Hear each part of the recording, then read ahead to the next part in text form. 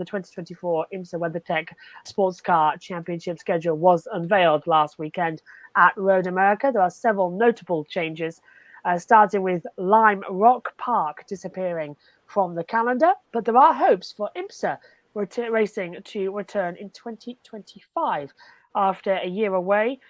No changes for Daytona and Sebring, but Long Beach will only see GTP and GTD compete, while GTD Pro will get to run with GTP in the return of the Detroit Grand Prix. LMP2 won't join the other three classes at Laguna Seca, but they'll get to compete for the overall win at Canadian Tire Motorsport Park. All four classes will be in action again at Watkins Glen and Road America, plus the GT-only race at VIR, as well as the Virginia International Raceway, returns, and the season ends in typical fashion with the Moto Petit Le Mans as well.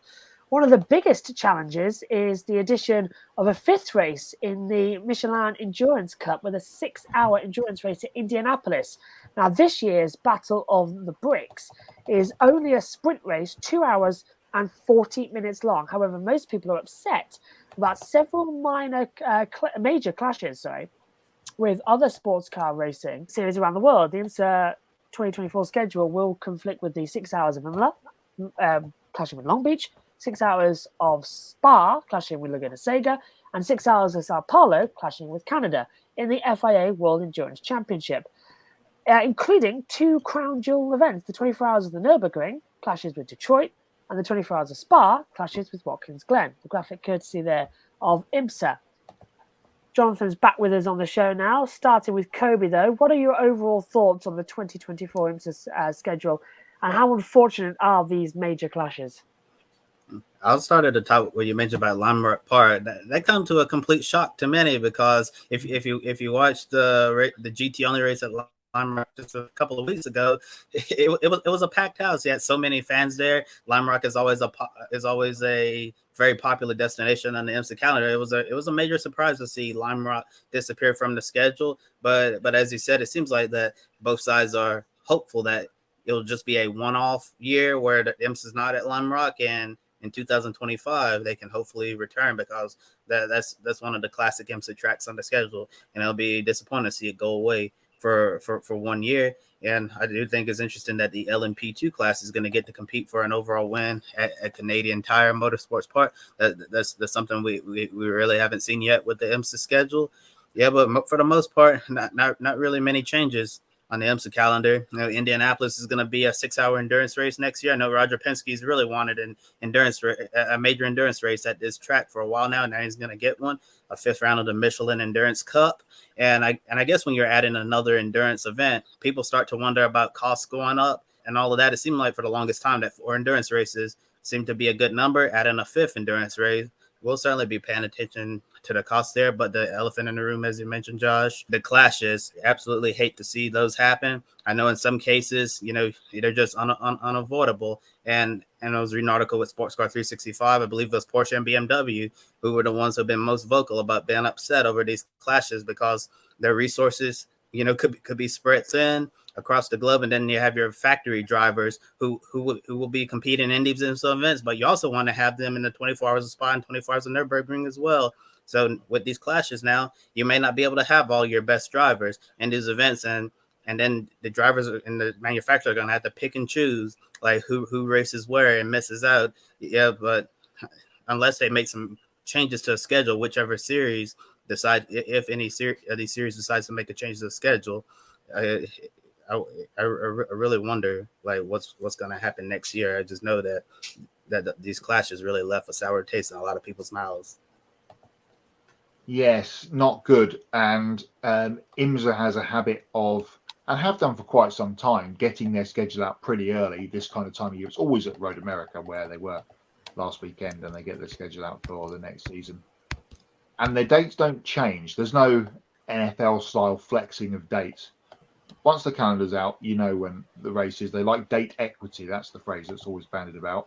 When the race is coming to town, if you're local or whatever, if you're in the Road America region, when the date's going to be.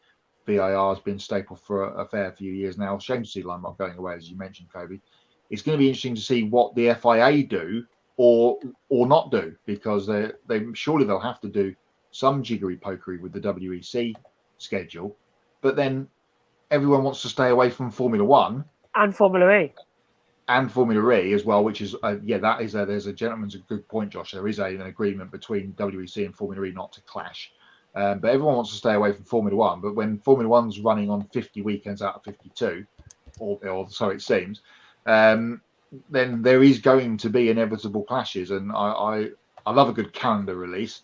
Always spot them and get them in the spreadsheet and on the Word doc to see what we've got coming up. And as soon as I put those in, it was just like, oh, another one. Oh, and then there's Nürburgring and Spa as well. It just, really, really frustrating. And not just frustrating for the fans, it's for the teams and the drivers that want to plot their year.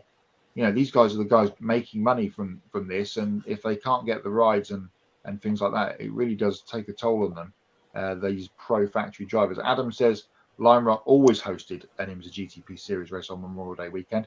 Won't be the same without that legendary road course. Yeah, absolutely right. And that's their big event of the year for that track. They've really only got those and Trans Am going there as a big A-class events throughout the year. And the IMSA weekend was definitely the Lime Rock's biggest one, all the way back through the American Le Mans Series days as well. So, and all the way back to pre-IMSA back in the 80s and early 90s. So real shame for that. One other nugget from the calendar, which wasn't on the graphic, is there's going to be a Michelin Pilot Challenge race at Mid-Ohio as a standalone event, which Mid-Ohio wasn't on the calendar at all for any series this year in IMSA. So that's come back. So that's going to be a nice one. Looking forward to Indianapolis 6 hour. Is anyone going to try and do the Indy 6 hour and Indy 9 hour race double and see if they can do the Indianapolis sweep in endurance racing next year? That's going to be a little driver nugget to look out for. I'm sure we'll be talking about it when we get to Endurance Performance Index at this time next year. Yeah, for sure. And you mentioned the whole change with Lime Rock not being in the schedule. I think that's really too bad. Like Adam was talking about, it used to be a Memorial Day weekend tradition, a classic race, and I think that's really too bad. I don't know if it was the scheduling, because I know from what I've heard, Lime Rock has to schedule around a nearby church or something like that on a Sunday. So that's also a big thing with the two, but really a shame to not see that on the schedule. Also, too, I think what's interesting is when the IMSA cars go up to Canada, Canadian Tire Motorsports Park, I'm looking at the schedule here, July 12th to the 14th, looking through. Yeah, that is the only Canadian stop, and you're missing the GTP car. So I think that's really unfortunate. But otherwise, I mean, you look at the schedule, it's like you could say some things, but also not. But yeah, Lime Rock, really a shame. Canada kind of getting hosed of the GTP cars.